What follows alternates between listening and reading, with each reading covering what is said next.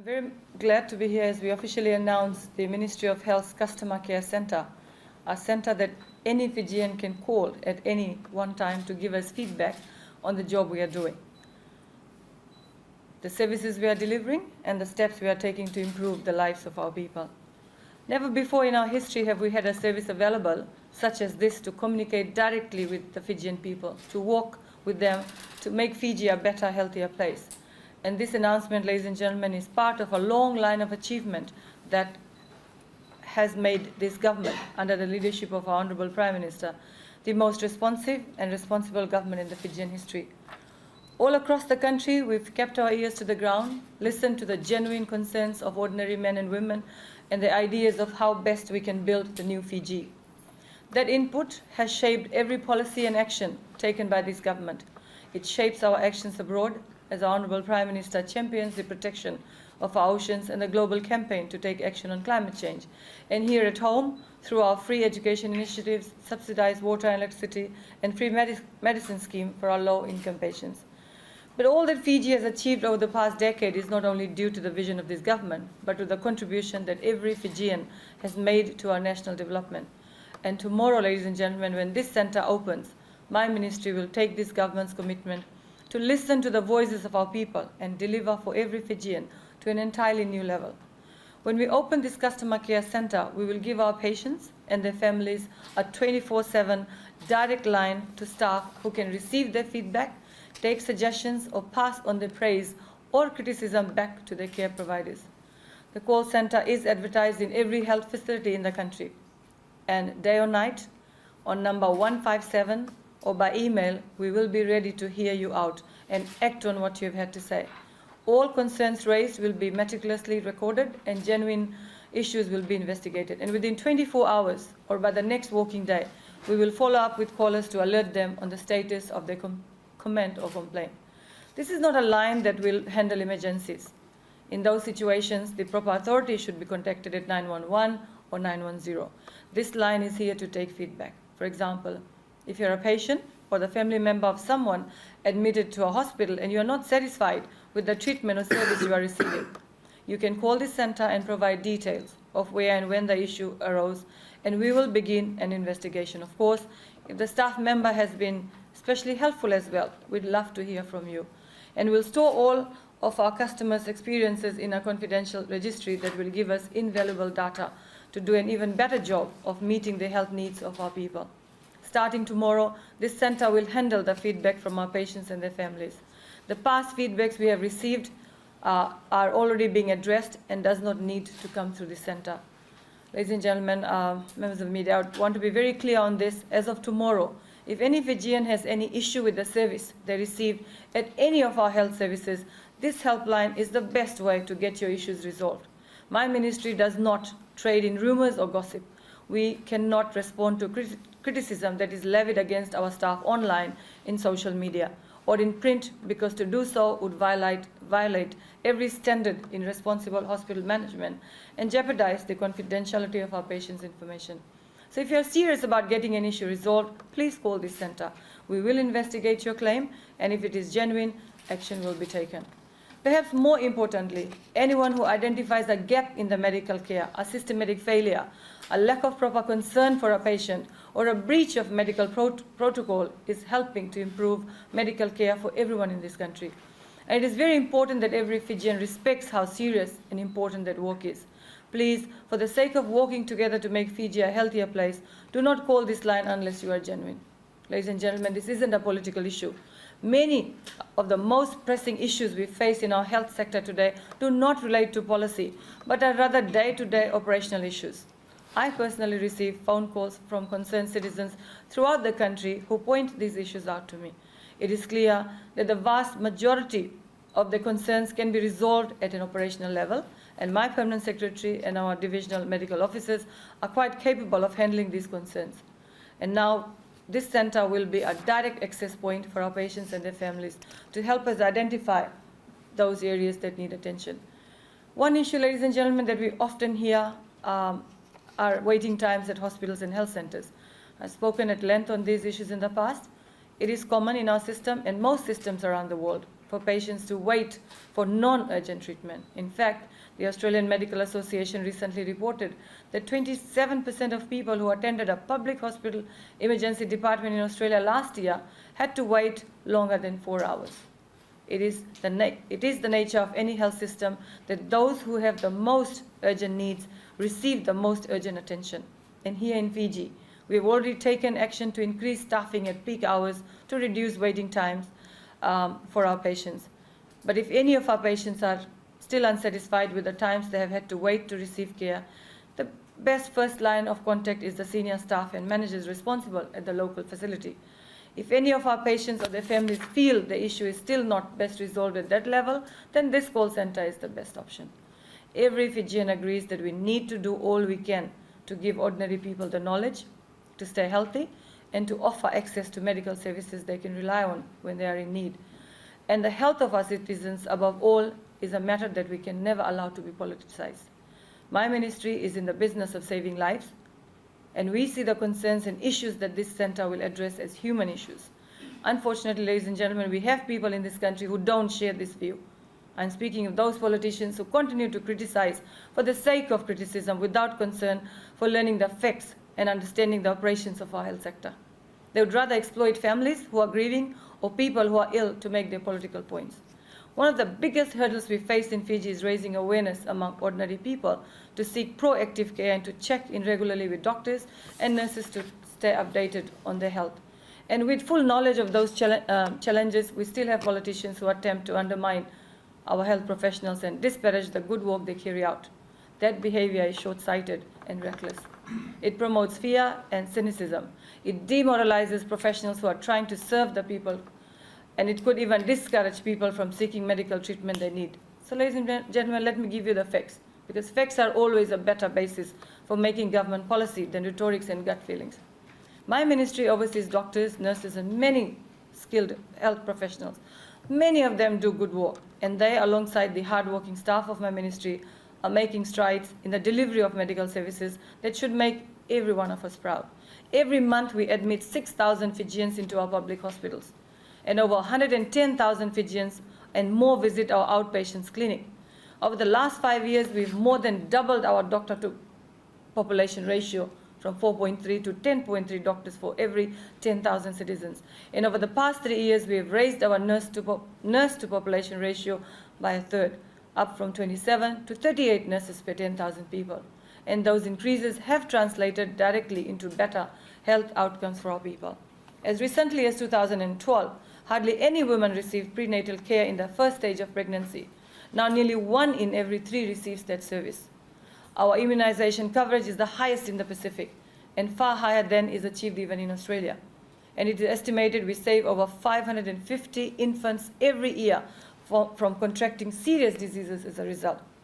Our effort to combat the spread of NCDs has seen amputations due to foot ulcers drop by nearly 30% since 2011. And we've trained nearly 500 health workers in how to help patients make healthy choices in their everyday lives. So do not let anyone tell you that progress hasn't been made. We are doing well, and we have a long-term strategy in place to do even better. And ladies and gentlemen, with this center, the Fijian people will now have a full voice in that process. I would now like to turn the floor over to my Permanent Secretary to say a few words on how exactly this call center is going to work. Thank you. Thank you very much, Minister. I'd just like to reiterate some of the points that the Minister made, and that is to emphasise that this, firstly and most importantly maybe, this is not a health helpline. If people have a medical emergency or they need medical advice, this is not intended to provide that service. I think that's a very important message. So people should carry on as normal, seeing their doctors or calling ambulance in the event of an emergency. The people who answer these calls are very customer focused, but they are not health professionals. So please, this is not a number to call for an emergency or to call and describe your symptoms if you're not feeling well or your children aren't feeling well.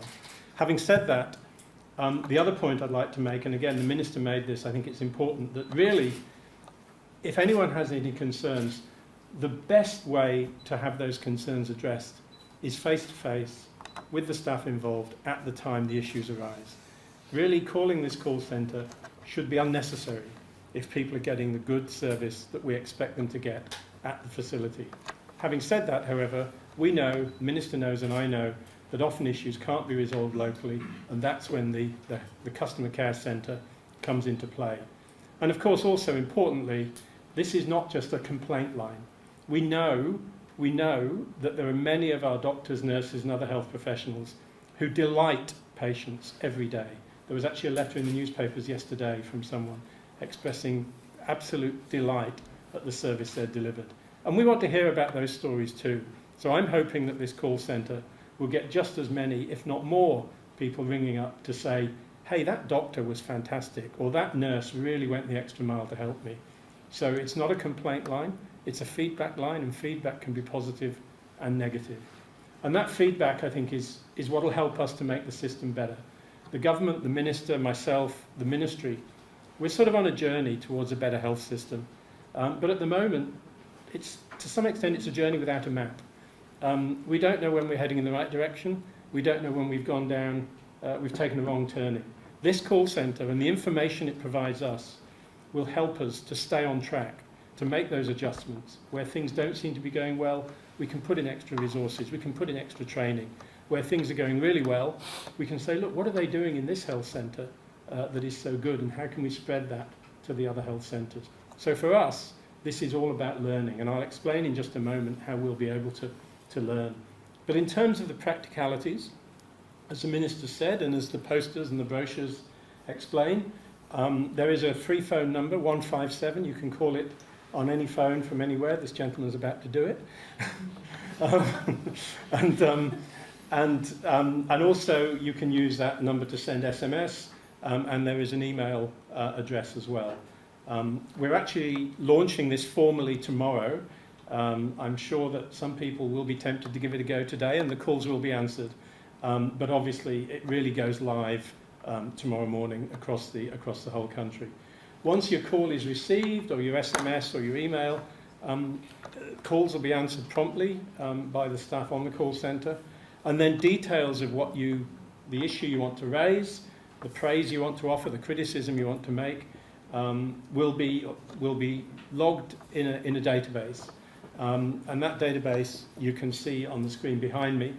That actually enables us to record quite a lot of detail about the issue, the location involved, the person calling, the contact details for the person calling, the nature of the issue, was it positive, was it negative?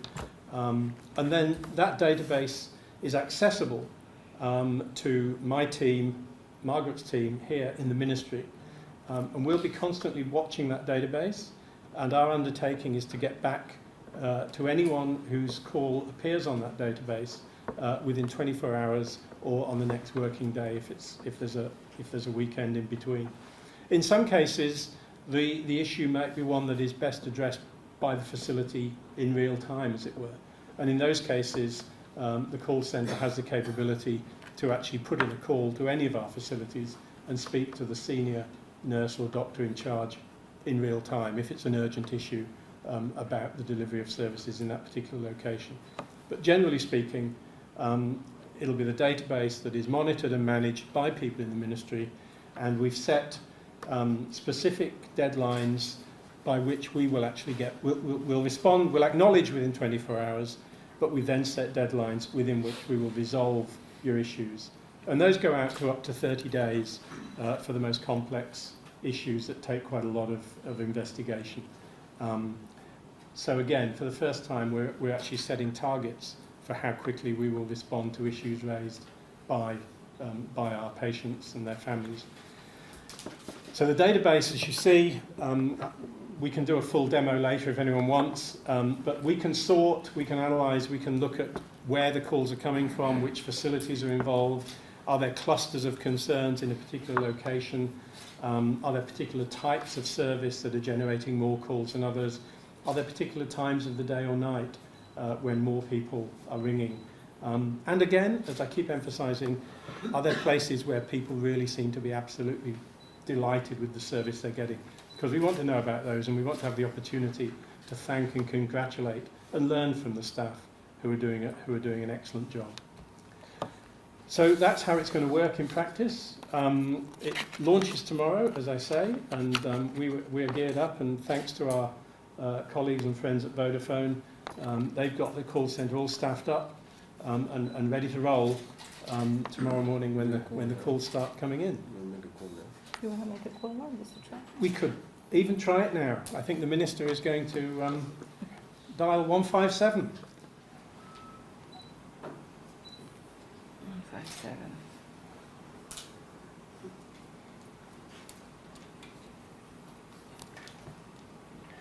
Welcome to the Customer Care Center. Your call will be recorded for quality and training purposes. We value your feedback. Please note we do not offer clinical advice. If you are calling about an emergency, please dial 910 or 911 for fire and ambulance or 917 for police. Please hold for the next available agent.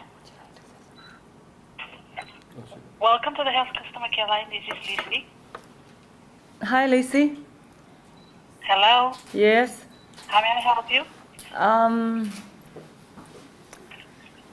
I'm here at CWM in the emergency ward, and Yes. I've been here for about 3 hours, and no doctor has Yes. seen me yet. Can you help me? May I have your name, please? Oh, this is Minister Akbar. You better explain what we're doing. Thank you. Okay. So Lizzie, how do you go about addressing an issue if a caller made a call to you regarding this? I will note down everything and all the information regarding the matter, and then I'll lodge it through. If the caller is on a critical condition, then I'll have to call the ministry straight away. Okay, great. Thank you. Thank you. Bye-bye. Thank you, Lucy. Thank you, Lucy. I think the other point to make, just again, just reiterating what the Minister said about the value we put on our health professionals. The other point we want to make is this is not a line for criticising individual doctors and nurses. We've actually talked through this with the Medical Association and the Nursing Association. They're both very supportive of what we're doing here, but this is not a forum for conducting witch hunts or for persecuting individual health professionals whose work we value immensely. So hopefully that's given you a good feel for how it will work in reality. I think finally the Honourable Attorney General would like to just say a few words about how we see this as a first step in a bigger process of involving the public in helping us to improve our services the government provides generally. Feedback, as you know, under the Constitution, under Section 123, it does say the values and principles of the state service include, one of them, prompt service to requests and questions from the public, and delivery of service to the public in a manner that is respectful, effective, impartial, fair, and equitable. And of course, as you know, as the Honourable Prime Minister has said on a number of occasions, and through the Ministry of Civil Service, as we reported also to Parliament, that we've been carrying out a major civil service reform. Part of the reform, of course, includes not only to look at the very structures within the respective ministries, look at things like comparison of salaries and positions to the market, but also how we can make the civil service a lot more responsive to members of the public. It is very critical for us to be able to do that. And as you know, the Constitution very much has an enormous focus on that. We have never had such a provision in any Constitution as we have in Section 123, where it very clearly elucidates the position that civil servants must take and must have. So it is government's responsibility to be able to implement these provisions in the Constitution. And this call centre, as you know, the setting up of this custom care centre, as we call it, the funds were allocated through the Ministry of Civil Service. That's why the Permanent Secretary and I over here today. The Ministry of Civil Service drove the background initiative in respect of calling for the tenders, of course, and engaging with Vodafone and making sure that all the back-end systems actually worked really well. The owner now, so to speak, of the complaint mechanism is the Ministry of Health. And as the Honourable Minister did highlight, a number of the issues actually relate to day-to-day operational matters. It does, for example, relate to a lot of people who have rung up and complained previously. I know Minister for Health is probably one of the most proactive ministers in respect of her responsiveness to members of the public, receives calls at 4 a.m. in the morning, at 6 a.m. in the morning, at midnight, and she does take those calls. However, by having a dedicated call center, we are able to channel it through and funnel it through a proper protocol system. So the various protocols have been set up, as the Permanent Secretary for Health did highlight earlier on, that there are various steps now being taken. So as you heard the lady Lucy, who answered the phone call, she could tell you exactly what would happen. And those protocols need to be put in place. When people, for example, call up individually, they call up the PAS, call up some person, call up the minister, there's no proper protocols that are in place. So when you have a one-call system, when you have a toll-free number, people know exactly what the rules of the game are. You have this brochure here, and that of course creates a lot more transparency. And people know exactly that they will have their issues addressed either on the spot or within 24 hours, or if in one of those rare occasions, should it be a matter that is a lot more complex, you have up to 30 days for those matters to be resolved. We do know that people actually complain about issues such as, I'm here waiting to see my relative, other people have been allowed, but I have not been allowed. And the security guard, that particular service has been outsourced.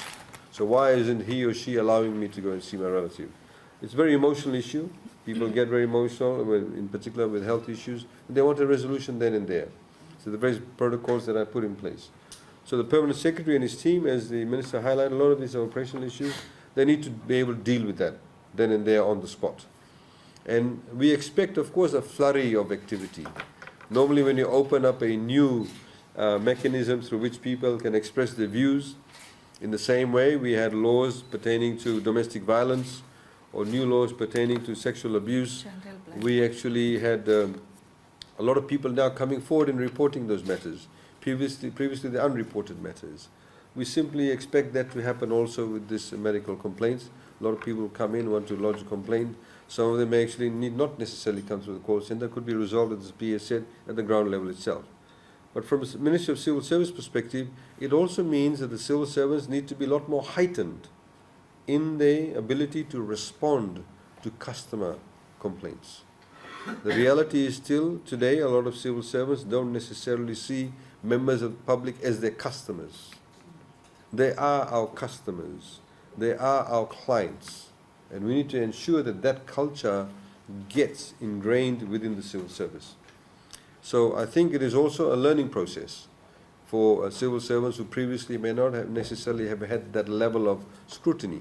Scrutiny is very important, because as the PA said, it does help us to also recognize the high flyers, the people who are actually very customer focused.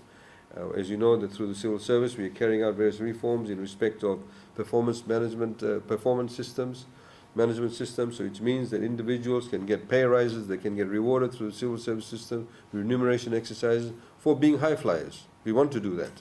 This will of course be a new mechanism, a new way to be able to help the ministry to identify the high flyers. It is very important. Individual, of course, sometimes medical professionals may not actually be doing the right thing. We also want to know about that too.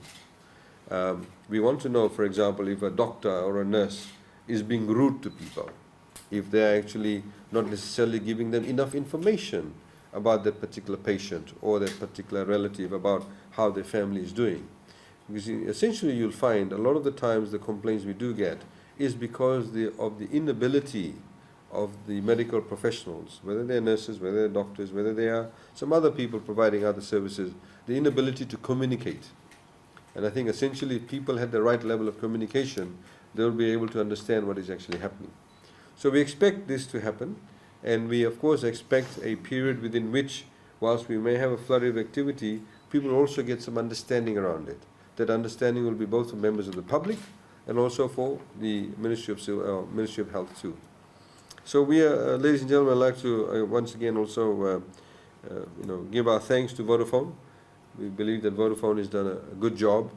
It also now gives us the opportunity to be able to provide a similar customer care center for other ministries within the civil service. There are other ministries that have actually a higher level of what we call client impact. There are some ministries that may not necessarily get a lot of foot traffic, but others, for example, we could give a whole range of ministries. You could have birth, deaths and marriage office, you could have the lands department, You could have other ministries where there's a lot of traffic. Indeed, in the very statutory organizations. Municipal councils, for example, is one other area that we could be looking at in the future. So now the infrastructure has been set up, the protocols have been set up. With some slight tweaking, we could actually, in the coming year, include one or two other ministries. And I think, again, this will heighten the level of services that needs to be provided to the ordinary Fijians and be able to empower them with that level of information. We had allocated $250,000 in this year's budget to help set up this customer care center. We are looking at the continuation, of course, of this program, not just to fulfill the needs of the Ministry of Health, but also to be able to extend this particular program to other ministries. So, ladies and gentlemen, we look forward to that. Of course, as you know, there's a lot of literature here. It's in the vernacular languages too. As the PS highlighted, that and the Minister also, you have the ability to respond to it through electronic means, through emails, and of course text messages. Government is bearing the cost of your call. So, for example, if you are calling from a Vodafone number, if you call 157, the cost of the call is 16 cents. You don't pay for it, we pay for it. When you send a text message, it's 5 cents, we pay for it, you don't pay for it. So it's again government sort of providing that particular level of service. So there may be some people who may hesitate to call thinking it'll cost them money, but it won't cost you a single cent. It'll just simply cost you, the cost to you is that you just need to simply tell the facts. If you tell the facts and we're able to focus on the specific issue, the specific area that needs addressed, it will get addressed. So thank you, ladies and gentlemen, for that. I'd like to, of course, thank the Minister and Honourable Minister and her Permanent Secretary. And we look forward to the PS in particular and his team being responsive and to this new facility that's been set up. And they want to work together with you. And of course, the citizens of Fiji need to work together with his team to be able to make sure that this particular customer care centre becomes very successful and highly successful. I'd also like to thank the PS for Civil Service for the background work she's done behind the scenes in getting this up, and of course I'd like to thank Vodafone for the input. You can of course call from any phone company. You can call from Digicel also, 157. You can of course also call from TFL lines. So all of those telephonic companies you can use to make these calls, 157. Vodafone of course is managing the back end for us. They are the ones who are providing the personnel and the actual the case management, if you like, of providing this particular service. So thank you very much once again. He's already distributed the sentence.